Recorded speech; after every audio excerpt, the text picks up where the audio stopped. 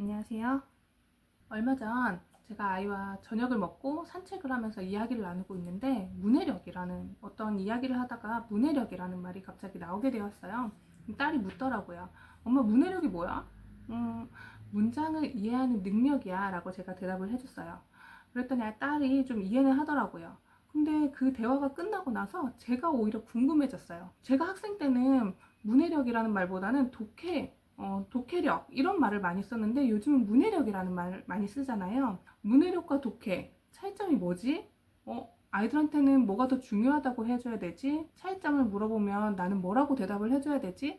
이런 궁금증들이 계속 생기더라고요. 그러면서 여러 자료들을 찾아보게 되었어요. 그 자료를 찾아보다 보니까 좀 정리가 되었고, 정리를 한 것을 오늘 여러분과 공유를 한번 해보려고 합니다. 이참에 저도 이 정리된 걸 가지고 아이랑 또 이야기를 나눠보고 싶기도 하고요.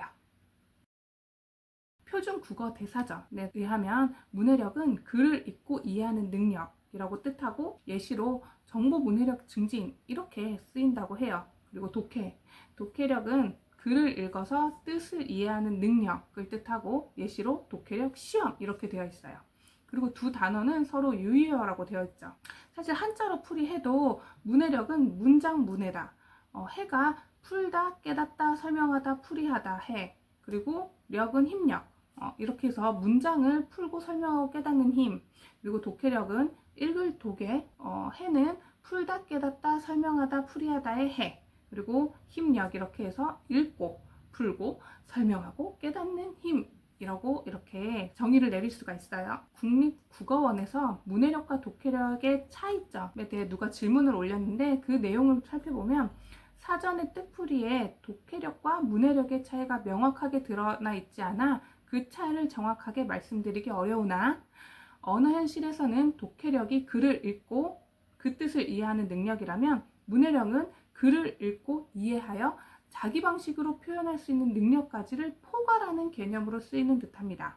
또한 문해력은 미디어 문해력처럼 단순히 문자를 기술한 방식의 글보다 포괄적인 범위에서도 쓰이는 듯합니다 라고 되어 있죠. 이 말이 명확하지가 않다는 거예요. 사전에서도 두 말의 차이가 명확하지 않다 보니 각자 해석할 수밖에 없다는 생각이 들었어요. 그래서 문해력과 독해력을 다른 사람들은 어떻게 이해하고 있는지를 한번 찾아보게 되었어요. 어떤 곳에서는 문해력이 더 깊고 더 넓은 의미니까 독해가 되어야 문해력이 된다 이렇게 되어 있고, 또 어떤 곳에서는 독해가 훨씬 깊고 어려운 거다 보니 문해력이 되어야 독해가 된다 이렇게 되어 있더라고요. 이거 뭐지? 라는 생각이 들면서 문해력이 쓰이는 곳과 독해력이 쓰이는 곳을 찾아보게 되었습니다. 그렇게 자료를 찾아보면서 제가 느낀 거는 문해력은 실생활에 더 가깝고 독해력은 학습이나 시험, 그리고 독후활동 이런 거에 더 가까운 개념이라고 느꼈어요. 문해력은 문자 메시지나 뉴스, 공지문 같은 일상적인 정보들을 이해하는 능력, 그리고 사람들의 대화나 소통 이런 걸 통해 이루어지는 말이나 글을 이해하는 능력인 거죠. 독해력은 책, 신문기사, 시험 문제처럼 읽고 분석해서 이해하는 능력인 거죠. 국어 독해, 영어 독해라고 말하지 국어 문해력,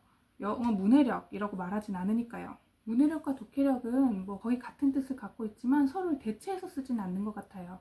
표준 국어 대사전에 나온 것처럼 유의어라고 되어 있는데, 다른 유의어들을 살펴보면 조금 느낌이 오실 거예요. 기쁨과 행복, 그리고 친절과 배려, 염려와 걱정 이런 것들이 유의어라고 되어 있는데 서로 상황에 따라 맞춰서 다르게 쓰잖아요. 문해력과 독해력도 어떤 문장이나 상황에 따라서 이렇게 다르게 쓰는 거죠. 사실 문해력과 독해력은 둘 다 글을 이해하는 능력이기 때문에 문해력이 좋으면 독해력도 좋고 독해력이 좋으면 문해력도 좋겠죠.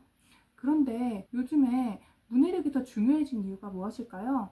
왜 독해력보다 문해력이 더 이슈가 되고 있는 걸까요? 그것은 그 사회와의 소통의 문제 때문인 것 같아요. 학교에서는 예전에 독해력이라는 말을 많이 썼죠. 주로 학습이나 시험 이런 거에 초점이 맞춰져 있었기 때문이에요. 그런데 요즘에는 일상생활에서 문해력이 부족해서 생기는 여러 가지 문제들이 생기기 시작하면서 이슈가 되고 있는데, 최근에 이슈되었던 금일이나 사흘, 심심한 사과 이런 거를 이해하지 못해서 문해력이 부족하다는 기사들이 많이 나오고 있어요. 문해력은 단순히 단어를 많이 아는 것이 아니라 그 단어와 문장을 상황에 맞게 이해하고 사용할 줄 아는 능력인 것 같아요. 결국 문해력은 우리가 살아가면서 소통하고 연결되는데 꼭 필요한 능력인 거죠. 그래서 엄마의 결론, 우리 아이에게 필요한 것은 결국 문해력과 독해 모두 다 필요하다. 일상생활에서의 문해력은 서로 소통하기 위해서 필요하고, 독해는 우리가 책을 읽고 다양한 활동을 하기 위해서도 꼭 필요하죠. 그러기 위해서는 우리가 아이들과 대화를 많이 나누고